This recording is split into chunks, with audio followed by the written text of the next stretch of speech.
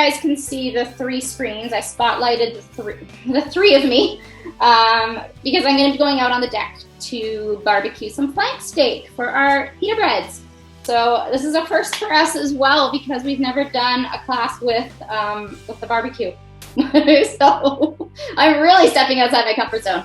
We're going to start off by making the macaroni and cheese cups. Basically, I call them mac and cheese bites. They're really small bites. They're amazing for lunch boxes, picnics, going to the beach, and they're quick and simple to make. You could even make them as like mac and cheese without baking them. I tried it and it's really delicious. So there's 2 ways that you can make this recipe. I did save myself a little bit of time by pre-cooking the macaroni rather than doing it when it comes up in the recipe.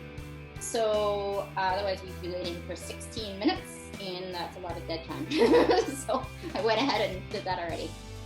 So I've got the oven preheating.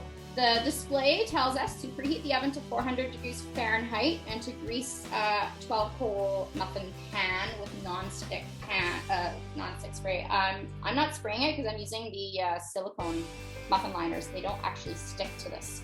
So if you have the silicone muffin liners, you don't need to spray. What we're gonna do is we're gonna add, I'm doing half the recipe, 2 ounces of cheddar cheese. You can use white. You can use whatever cheddar cheese you want. I ran out of white, so I'm using just a medium cheddar, and I've just cubed it into pieces. So that is going to go straight in. Okay, so that's in there, and we're going to hit the next button, and we're adding 4 ounces of Gruyere, or you could use Swiss cheese. Just you want a nice, like Swiss style, sharp kind of cheddar, or Swiss style cheese, I guess is what I'm trying to get at. And then now we're going to put our lid on, along with the measuring cup. And then this is just going to grate the cheese in 7 seconds, speed 8. Now it is best to use cheddar cheese or any cheese really that's out of the fridge. Mine has been sitting on the counter for a while, so not the best in terms of grating, but it works. As you can see, it's done a pretty good job at grating. But if you can use cold cheese, so fresh out of the fridge is better, just because it'll grate nicely. Okay, so what we're doing is we're going to pour this, or just put this into another bowl for now. It tells me that on the screen. So it'll say transfer to a bowl and set aside. So we're just going to put that over there for now. We're going to add it back in later. Now it's going to tell me to cook the macaroni. You cook pasta on the stove. Sometimes it bubbles over. This prevents it from boiling over, from foaming up. Never ever have I had it foam up on me. So I put this on top, and then it cooks it for, depending on the type of macaroni, so if you would have used like whole wheat macaroni, it might have taken a little bit longer. I just used a white. It just says as indicated on your package. 212 Fahrenheit is what it boiled it up for 6 to 7 minutes, and then I drained it over the sink, and I actually used this guy. I drained it using this, so this also works as a strainer. So now, drain pasta with simmering basket and return pasta into the mixing bowl. So now we're gonna put pasta that I already put into here. So I didn't even wash the bowl in between, right? There's still a little bit of cheese in there, but that's okay. All right, we are now putting in a little bit of butter, just 1 ounce. For the whole recipe, it's 1 ounce. I'm just gonna do approximately, ooh, it's melted. In it goes. That's 3.3 of an ounce. 1.5. There we go, 0.5, perfect. If you have garlic butter, you can even add garlic butter to that. Also really good. And actually, because I don't have garlic butter, I'm gonna add a little bit of garlic powder to the mix. Just a sprinkle. Why not add more flavor to our mac and cheese, right? Now it tells us to add our cream cheese. So I'm gonna do 2 ounces of cream cheese, 2.1 ounces of cream cheese. And then a little bit of flour, just so it'll thicken. You can use a cornstarch too if you want. So just 1/2 ounce. Because remember, I'm doing half the recipe. And then 1 large egg is optional. I added it when I made this recipe a little while ago. So, and I'm not gonna do half an egg, so I just added the whole egg for the recipe. And then a little bit of sea salt to taste. Now, if you're using salted butter, I would omit this. I wouldn't do the extra salt. So just half a teaspoon of sea salt, whichever salt you want. You can use like an herb salt if you want. Doesn't have to just be regular sea salt. We're gonna add half a teaspoon of ground pepper, black pepper, white pepper, whatever you want. It does say to add both black and white. I just did the one. And a little bit of cayenne pepper. It doesn't make it spicy. It just says 1/8 of a teaspoon, but I'm doing like half of an eighth. So honestly, it's like a pinch. There we go, in it goes. And if you want to add more like different kinds of spices, you could add some oregano, you could add some, I don't know what else. I would probably add a little oregano, maybe Italian spice, change it up as well. So now what we're gonna do is put this on top, along with the measuring cup. And then we're just gonna mix it all together in 30 seconds. And it's on reverse blade because we don't want to chop up the macaroni. So it's already preset reverse blade. So the dull side of the blade is now going, and it's just gonna incorporate it all nicely together for 30 seconds. Speed 3 has been nicely incorporated. You can even do, instead of cream cheese, you could always add like a really thick Greek yogurt if you wanted to, if you're not into cream cheese. But I like the taste, like I like the addition of the cream cheese in it. So it gives a nice creamy flavor. Okay, so we're gonna add our 5 ounces of milk. Again, if you wanna do almond milk, cashew milk, something different than whole milk, feel free. I'm all about substitutions.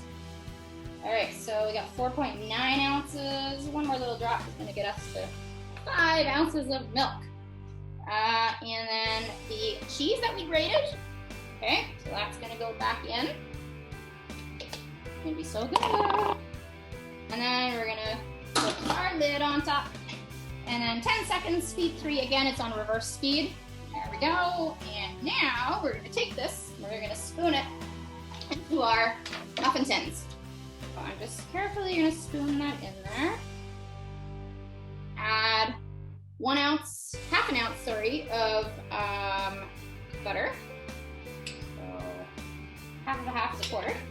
So add a quarter in there. Come on, get off this one. There we go. That's 0.2. I get the rest off my spoon. I'm at 0.3. Perfect. Okay, and then this is basically gonna melt the butter for 2 minutes, but I'm gonna adjust the time because it's already semi-melted. So it's pretty warm in the house right now. So I'm just gonna go to a minute, and it's melting it at, oops, it's melting it at 160 Fahrenheit. Okay, speed 1. I didn't look at the speed before I hit the button. So speed 1, it's gonna melt. While it's melting, I'm just gonna quickly, oh no, I grabbed the panko already. There you go. Here's the panko. So I'm gonna add the panko afterwards to that melted butter, and then I'm gonna spoon it over evenly over the muffins. And then they're gonna go in the oven, like I said, for 20 minutes. During that point in time, we're gonna make the chimichurri sauce for the flank steak. Now, flank steak is one of those meats, one of those cuts of meat that are pretty tough. So a lot of people avoid it, but it's actually really lean. It's a nice piece of meat. So the trick to grilling, or the trick to cooking flank steak, is really high temperature and fast on the grill. It really doesn't take long on the grill. It's like 1 to 2 minutes per side, flip it, 1 to 2 minutes per side, and then what I do is I put it in indirect heat for a couple of minutes. You want flank steak to be somewhat like medium rare on the inside. So we'll talk about that after. All right, so I got the melted butter in there. And then we're just gonna add our half ounce of panko. I usually avoid the little knob in the middle when I put those in. And now, actually, 1 second, let me just scrape down the sides. Looks like it's working. I'm not washing the bowl. Anytime you can add more flavor into your food, why not, right? So don't even worry about washing it every time. Certain things you definitely have to wash in between, like if you're whipping egg whites and that, you want a super clean bowl. But other things, you really don't have to, as we just proved our point. Okay, so that's it. It just mixed it together for 3 seconds. And then we got a nice little panko crumble. So that's gonna go over top of the chickens. Also, one thing I noticed the last time I made these is I didn't really push down the topping when I put it on, and it fell off afterwards after it was baked. So just give it a bit of a push down into the macaroni, and then after it's baked, it doesn't crumble off as easily. But there you go. Yum. So there we go. These muffins are gonna go in the oven 20 minutes. So that is it for that. Now, who has had chimichurri before? It's very similar to I guess a pesto in a way, right? But it's more acidic and it has a little bit of heat to it from the jalapeno. It is something that I believe is very common in the Mexican culture. It's delicious. I've never had it until about half a year ago. And I said to myself, what am I missing? What have I been missing out? So good. And if you can use fresh herbs from the garden, even better. First step that it tells us to do, it says place a pitcher on top of the mixing bowl lid. The reason being is you're going to weigh out the oil because we're going to make an emulsification when we make chimichurri sauce. So I've got the oil already weighed out, so I'm going to skip that spot or that step. And then now what we're going to do is we're going to add some fresh parsley. So you want the leaves and the stems, as long as the stems are tender. You don't want the tough stems. So I'm again doing half the recipe. Hang on, what did I weigh out? Yes, I'm doing half the recipe. So what I've done as well is I made some chimichurri sauce earlier this morning, earlier this morning, and I'm using the chimichurri sauce also as a marinade for my flank steak. Okay, so you can also do that, and I believe it's in the tips of the recipe. So marinate your flank steak for about 3 hours in the fridge, and definitely if you want to use the chimichurri sauce as a marinade, make like half a batch before you use that for the marinade. It honestly depends on how big your flank steak is though. So I just did half for the marinade, and now I'm doing half for my sauce. Okay, so fresh basil leaves is gonna go in as well. So I like to go heavy on the basil, so I'm adding more than it tells me to. So I would be adding 5 leaves. I think I added like 9 or 10. Oregano, fresh oregano. So I added about 10 sprigs, just the leaves. Okay, so those are going in. You definitely don't want to use the stem of the oregano. Those are way too tough. All right, then we're adding shallots, or you could use garlic or onion. So I'm just using a little bit of an onion. It's really only half an ounce for half the recipe. So that's going in. And then garlic. I go heavier on the garlic, so I add a little bit more than it tells me to. And then you want to add your jalapeno. Take the seeds out, otherwise it's very spicy. And then we want a little bit of sea salt.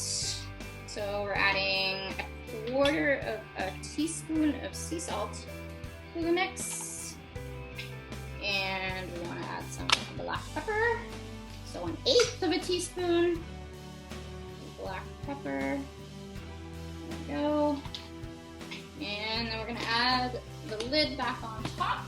And it's now just going to chop everything up in 3 seconds, speed 7.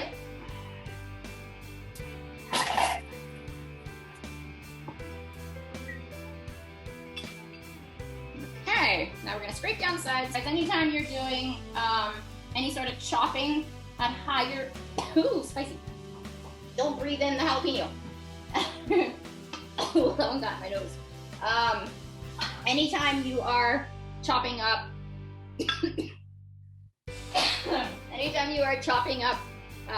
veggies at a higher speed, it goes up to speed 10, right?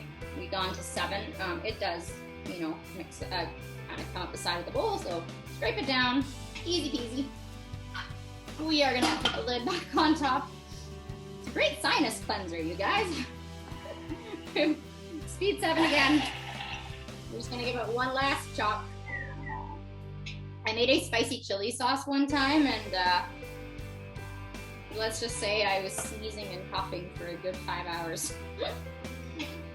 Okay, we are gonna add some wine vinegar. I'm adding white wine vinegar just because I don't have any red wine in the house, red wine vinegar.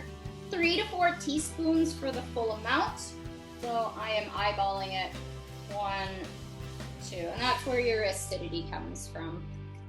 But it's the perfect level of acidity, and I usually don't like things that are sour. Okay, so now it's gonna take 3 minutes, and this is the point where we're going to emulsify, okay? So if you have your TM6, you probably realized that the lid it's a little bit loose, like it pops up and down, and it's exactly for that reason. So if you pop the lid up a little bit, it makes a gap, and you can pour the oil right on the lid, and it slowly seeps into the mixing bowl, and as the blades are turning, it's emulsifying and turning into a lovely, like you'd be making vinaigrettes or salad dressings, or that's how you make, another way to make hollandaise sauce.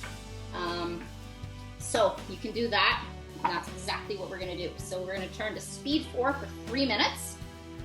So speed 4, and then it says, meanwhile, follow the instructions. So slowly pouring the oil over the lid.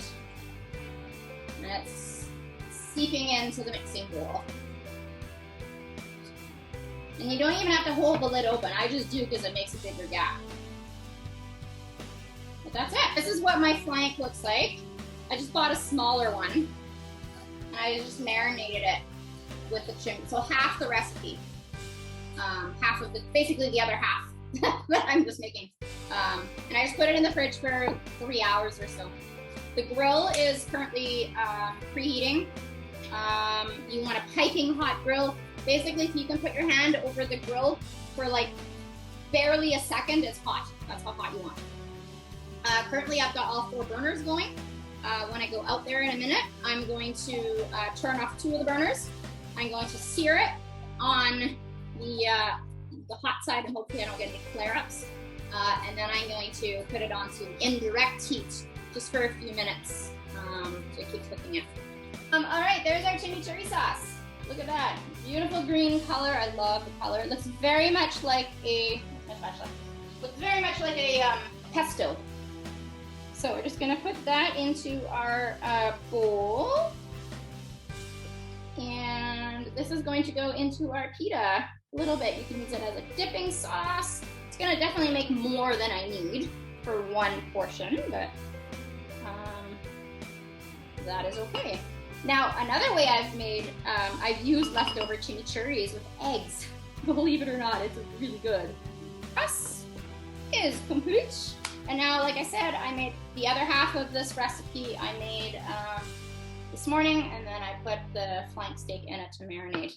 So we have the grill preheating. If you don't want to use chimichurri sauce for a marinade, then do what it says here, which is 1 tablespoon of olive oil, a half teaspoon salt to taste, and a 1/4 teaspoon of ground pepper to taste. Marinate that definitely for like 2 to 3 hours. All right, we are gonna go out to the grill. I'm just gonna mute this computer here so I can turn my sound on the outside iPad. So I will see you in a second. If you've got, depending on your grill, definitely do indirect heat, so figure out the burners. So what I'm gonna do is I'm going to sear it. So I'm gonna grease my grill first, because I don't want it to stick.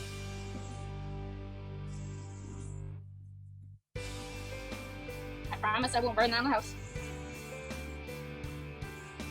All right, so this is gonna go on to, ooh, we're moving here.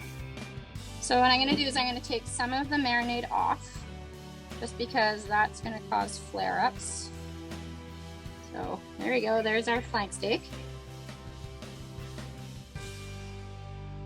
And this is gonna go onto the flame side. So I'm just gonna give it a nice sear. At the end, what I'm gonna do as well is I'm going to cover it with aluminum foil once I put it into my pan. And that is going to just kind of let it, I'm gonna let it, ouch, it's hot. I'm gonna let it sit for like 5 minutes. And what happens by doing so is you're bringing the juices kind of in and it's allowing to kind of settle before you cut into it. Okay, so let's take a peek. Thing's hot. Okay, so I got nice grill marks. Can you see that? So I'm gonna go to the other side. So again, like I said, the trick is high heat really fast. You get the nice char mark. And we want the internal temperature to be at about 130 degrees Fahrenheit. I'm gonna use an instant read thermometer to check that in a few minutes. Okay, so that is done. Oops. Also, if you get it off the grill too soon, it will stick. And then you actually know that the meat isn't ready. You want to let it kind of release from the grill. That's a good indication that it is ready to go. All right, so I'm going to close the lid on this. So if you don't have an instant read thermometer, highly recommend this. So I'm just going to poke on the inside. We're at 120, but you know what? It's going to, as it sits, it's going to keep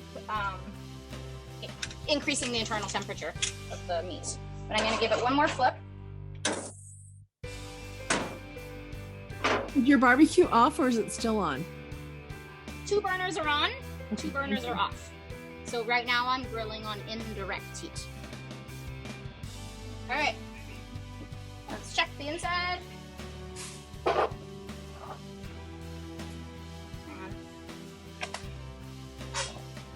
right, we're good, I hope. I'm gonna turn it off.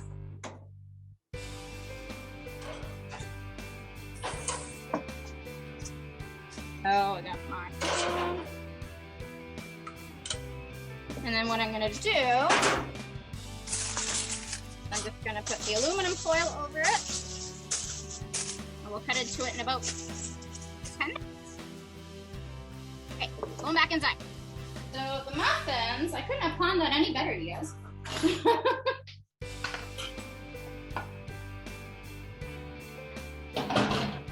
So this is what the muffins look like. We want them nice and brown. Can you guys hear me? I think so. I turned the volume back on, yes. So nice and crispy on the top, golden brown. They're even better than they turned out yesterday when I made half of them. I'm having a potluck tomorrow, so this is perfect. And you can definitely eat these cold, or you can eat them warm. Don't eat them right now as they're really hot. Okay, so that is gonna go on to top for a second. All right, so we're gonna let the steak just sit for 5 to 10 minutes. We have the right amount of time to do the beverage because we want a beverage when we're going to the park or to the beach, right? So, like I said, is the national drink of Venice, and you drink it as an aperitif, I think is the word. You drink it before a meal, because what we use is a liqueur that's kind of on the bitter side. It's a bitter, and so people drink it as a pre-meal beverage. It's an acquired taste called Campari. I don't know if you've heard of it, but it's quite good. Something like, I'm German, and it is something that in my culture, my family always drink with some sparkling water, or you can put it in with like some Sprite or some 7-Up, or some orange juice. It's actually really nice with some sparkling water and orange juice, and then Campari. But it is a bitter, so if you're not into bitters, but give it a try, right? If you never know, you surprise yourself. So the beverage is called a Spritz. And like I said, the recipe is Polish, but here's a trick. If you have an iPhone or an Apple or a device that has Google Translate on it, So it'll say detect language up here, or you can set it. So I'm gonna set it to Polish because I know that's what the recipe is in. It says Polish to English. And then there's a camera function. So you hit the little camera and then you just hold it over and then it translates it for you. Isn't that cool? So it opens up your world of Cook I Do, because you can do any recipe you want in any language. If you have Google Translate, you just hold up the phone and it translates it. So currently my phone says, yeah, it's not the best translation, but it makes sense. Up to 2 tall glasses, type put highball after 1 slice of orange, ice cubes, and a side. I know enough to know that that says put 2 highball glasses aside and put a couple slices of orange on it. So it's not the best translation, but it works in order to understand what you need to do. Plus the pictures help, right? You know that the screen has the pictures and pictures are universal. The other thing you can do is if you have Google Chrome, okay, it doesn't work with Safari, but if you've got Google Chrome and you have the extension, the Translate extension, if you right click, I think it's with the mouse, if you right click, it'll say translate to English. It'll translate the whole page for you in English. Okay, so I'm gonna cut my orange. And all I'm gonna do is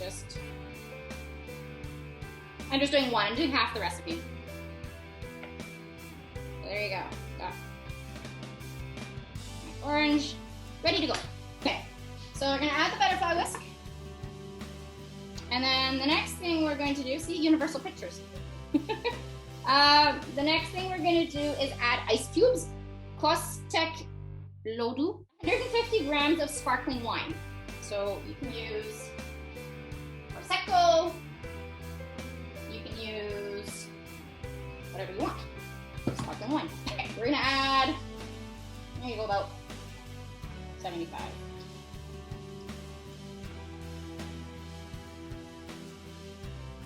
75 grams. It's a good thing I'm having a potluck on Sunday. Someone's got to help me drink all this. Okay. I bet I can't send it. Is this a warm drink? No, it's cold. Ice cold. Oh. And I'm using a rosé sparkling wine. So you could use, it doesn't say, it just says sparkling wine. So, you know, feel free to change it up if you want, right? And then we're adding Campari. So this is what Campari looks like. So it is a bitter, like I said, and it's actually made from herbs. I don't know what kind, but it's made from herbs. So we're gonna add 50 grams.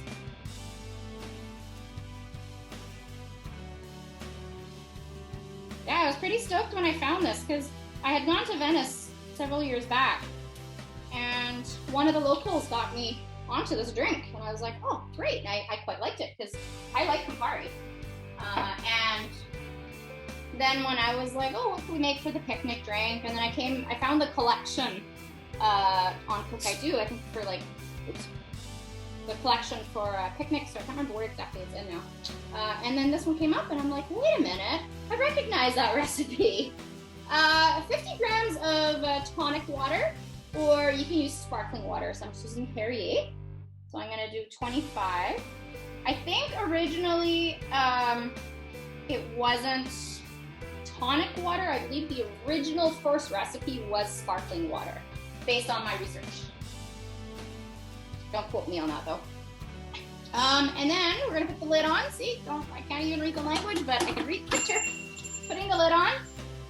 And then this is just gonna mix it all nicely together for 20 seconds. The ice isn't crushing. It's just blending it all. If you have a Thermomix, to never go over speed 4, right? When you have the butterfly whisk. Okay, taking the butterfly whisk out, and then now it says to use the strainer basket because it also acts as a strainer. There you go.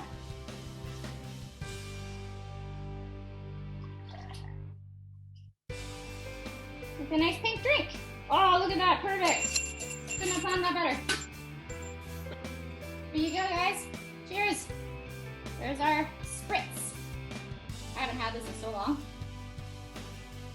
Oh, it's so good. We're just gonna plate up the steak sandwich, and then we are good to go. So the recipe says to grill the pita breads. You can make your own pita bread too. I just didn't have the time, but to grill the pita bread ahead of time. Now you always want to cut flank against the grain. I guess that really goes with a lot of the meats you cut. You want to cut against the grain because when you cut against the grain, it doesn't get tough, right? When you cut with the grain, then even the most tender, even the most tender meats will be tough. So prevent that. Cut against the grain. Really easy to see, especially on a flank steak. So what I do sometimes with a larger cut of meat is I do cut the meat in half first.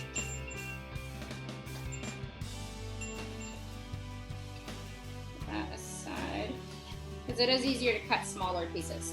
So we're going to cut against the grain and cut it on a nice angle. So the first one's not going to be, it's not going to be as thin as you want it. But the more you cut it on an angle, the thinner it gets. And this is beautifully done. You almost want to kind of shave it off. And if you can use a fork to kind of hold it in place. But the skinnier you can get it, the thinner you can cut your flank steak, the more tender it's going to be. And a nice 45-degree angle. There we go. There we go. And now afterwards, what could you do with leftovers with flank steak? You can turn this into you can turn this into a beef dip. You can make a beautiful beef dip sandwich with this. Make yourself a nice gravy in the Thermomix as well, an au jus or just a nice beef gravy. And you have a good roll, like a ciabatta roll. Oh, that would be so good. I'm gonna not cut the other piece until later, but there you go. You can see. Sorry, I'm touching other fingers, guys. You can see it. It's supposed to be nice and kind of medium rare on the inside is what you want. So now we're gonna plate it up. You're gonna take some arugula. I think the recipe says arugula, or just some lettuce. I'm using some romaine. Just gonna stuff it in there. I let my pita bread sit out a little bit too long, so it's getting a little bit crumbly. Definitely don't cut it too soon. Okay. There we go. Yes, Loki. Puppy wants out. He's like, the end of class. Hurry up. Okay, so I got my arugula in there, or my sandwich, my romaine. I'm gonna put my steak in here. Feel free to stuff it in there. I'm just gonna not worry about that one's falling apart. That's okay. And then I also have some roasted red pepper. So I'm also putting some roasted red pepper on there. You can use tomatoes, whatever your heart's content. Then take some of that lovely chimichurri sauce. Pita bread open. And just drizzle some of that chimichurri on top. There you go.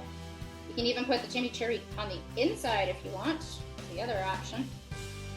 You don't have to put it just on the on the top if you don't want to. There you go. Stuff it in there. That one's not quite as full. If you overstuff, it falls apart. But that's okay. It's all going in the same spot, right? There you go. So you've got your pita. Wash my hand. And then we got our muffins as well.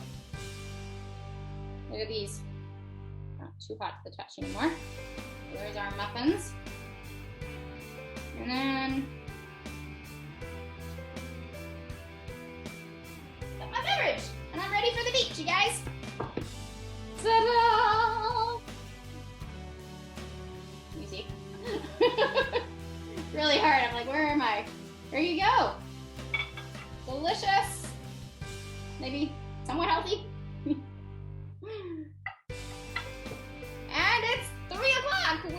perfect timing. Oh my gosh.